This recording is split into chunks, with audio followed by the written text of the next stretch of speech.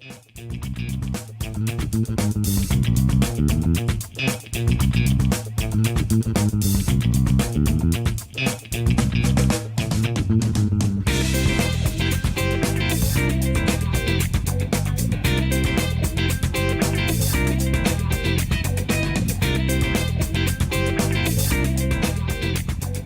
guys, and welcome to another episode of OTR Vantage Point. I'm your host, Mark Kelly. Wherever you are, thank you for making this part of your day. Go back and check out all the past episodes of OTR Vantage Point, as well as our flagship, the wildly popular On the Range podcast with Warhog Tactical and Kelly Defense. And don't forget to check out Warhog Words of Wisdom. Do us a favor. Make sure you drop by our websites, Rick and I. Go to kellyfitness.com, warhog.com, sign up for our newsletters. We're not going to inundate you with a bunch of stuff, but you're going to get some information on our training calendars, new posts, new articles that we have out, and updates on the OTR universe itself. While you're there at kellydefense.com, click on the OTR Training on Demand. It's a new feature. It's a new video training catalog that you can go and find on both of our websites. Click it, stream, and download some no BS video training. It's your one-stop shop. Don't want to blow a bunch of ammo? Go to our catalog, click on one of the training videos. There's a section on dry fire, how to do it safely, and what kind of things that we like to work on every time. Go click that out. There's a 0 of your red dot with your rifle that Rick did. Really good stuff. Make sure you go to warhog.com and kellydefense.com and click on OTR Training on Demand. And finally, this coming Monday, we have a new show. It's going to be our fourth installment of Romeo Charlie, Reality Check. Rick and I, along with Dr. Jason Piccolo from the Protectors podcast, it's been wildly popular. You can catch the video shows and the audio on both of our platforms, On the Range Podcast and Protectors, audio form and video form. And speaking of video, Rick and I, with On the Range Podcast, we are now on Fire TV, Vimeo, Roku, as well as the social media platforms like YouTube and Facebook. But go check out Vimeo and the OTR Training on Demand. Okay, guys, we're going to talk a few things today that I think will help you thrive. It'll certainly be difficult to thrive if you're not doing some form of these. But before we start, I just want to make one little mention. We've talked about this in the leadership episodes of OTR Vantage Point. There's part 1 and 2. It's already up on our platforms. Go check it out, video and audio. But you got to keep things simple. Good leaders have the ability to do this under horrendous circumstances, just terrible scenarios where outcomes can be absolutely catastrophic and horrific.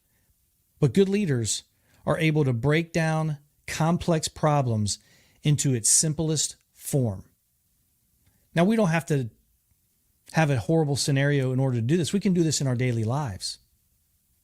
Whatever challenge, whatever topic, whatever goal you're going for, break it down as simply as you can, and then prioritize what needs to be done first, taking into account what has to be done first to move on to something else. Try to remember that. Break it down. Keep it simple. Keep it simple. Good leaders and successful people, they all do this, and they have the ability to do it, and you can do it with practice. Now, the first thing I really want to talk about is overcomplicating your life, especially voluntarily. Now, a lot of times these can be solved with simply making a decision, and you have to keep your emotions out of it. Now, this is in personal and business. If you see something, it just doesn't sound right, or if you have someone in your life, it's not putting wind in your sails, it's taking it away, but you really like, it does something for you internally. You got to separate that, and you have to make a decision. I'll give you a perfect example. I had a conversation with a guy, a good friend of mine, smart guy, been pretty successful. He's got himself a relationship, and I don't believe he is super confident in his personal relationships many times, and so he moves very quickly. And it's starting to cause problems for him right away. And the first thing he said to me was, I knew that this was going to be a problem. I don't know why people feel the need to do that, especially when you start to get a little older. It might be doing something for you emotionally, and I understand that, and it's not easy. We've talked about this many times before. If there's something or someone in your life, even though they've been around a long time and they mean a lot to you, if they are not good for you, if they are constantly a problem, you have to cut those ties, or at least reduce them to where it's not causing you that issue anymore. And I know it's difficult. So those voluntary complications, if you're walking down the street and you see a puddle, you walk around it, right? You don't step in it and say, I wonder how deep that is. I wonder how it got there. I wonder what it's made out of. No, you walk around it. I don't know why we don't do that in some of our personal lives. Now, to put that into a professional sense, someone comes to you and they have an offer or a suggestion or a partnership or a collaboration, and they're going on and on and on. And no matter how long it goes on, it's just not making sense to you. Rather than saying, hey, okay, let's give this a little shot and see how it turns out. You don't have time to do that. If it's not a hell yes, then it is a hell no immediately. You don't have time to mess with that. Now, if something changes and they come back and the circumstance is something that you say hell yes to, well, there you go. But if it's not something, if they just keep going on, it's not something that jumps right out to you as a good idea and something you can work with, and it's not a hell yes, it's a hell no. Okay, now routines, schedules, and lists. I'm a big fan. Take advantage of a routine and set a schedule for yourself. Then make a list of what you have to do each day. Set a time to get up and get up at that time. Figure out how much time you need to get everything that you want to get done. Set your clock and get up. Now, I know that everybody has different schedules, so these are all going to look different, but it's the same idea. You want to be in a better position at the end of the day than you were at the start of your workday. So aside from waking up at the same time and every day and have a schedule, eat something. Now, whether that's going to be before your first task, which may be a workout or not, I don't know. But eat something early in the day.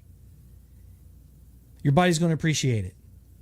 It's going to get your system normalized. You're not going to be hungry when you need to concentrate on something. Give yourself something to eat. Fuel your body. Make it good. Don't just suck down a bunch of coffee, work out, and then expect to be at the top of your game at 10, 11 o'clock in the morning. It's not going to happen. Set those schedules and make those lists. Now on the list, like I said, you're going to have a weekly list, what you want to do that week, and some of those may be time sensitive. And then you're going to have a task list of each day of what you need to do to get closer to those goals on time. It's very hard to thrive if you don't know what you're striving for. It's very hard to know how efficient you have to be at each thing if you don't even know what you're trying to accomplish. You're going to lollygag. But if you know that you got to get something done and it's time sensitive, you're going to be focused on that. You're going to know exactly what you need to do and stick to it. You got to stick to it. So we want to minimize our complications that we can control, voluntary complications. We want to have a schedule, routine, and lists. I think are all really the same thing. And the last thing I want to tell you, even if you're on an off day, every day, do something productive. It makes you feel good being productive. Oh, it's a Saturday, I'm just going to lay around all day. Well, if you really need the rest, then that's being productive. But most of the time, that's not the case. Most of the time, there's something you can do. You can clean up your yard, area beautification. Pat Mack's always talking about that. Doing something on your honey-do list for someone else. Read, learn something, practice something that you're already learning. Be productive. And at the end of the day, even if it was just one thing, you say, man, I got that done today. I feel good about that. It happens. That's what we're built for. We're here to work. Never underestimate how it's going to make you feel to be productive. Go get a good workout. Go take the dog for the walk. Cut your grass. Hey guys, tell me what you think about these tips. They seem to work for me. I seem to know what I want to do every day. If you have a way of doing it that I forgot about that's in there, or you think I need to add something, leave us a comment below. Go to all of our social media under Warhog Tactical and Kelly Defense. Make sure you go back and listen to all of our past episodes at the OTR Universe. And at the very least, do us a favor. Go to warhog.com, kellydefense.com, sign up for the newsletters, and share and like these video and audio shows. Go out there and be productive.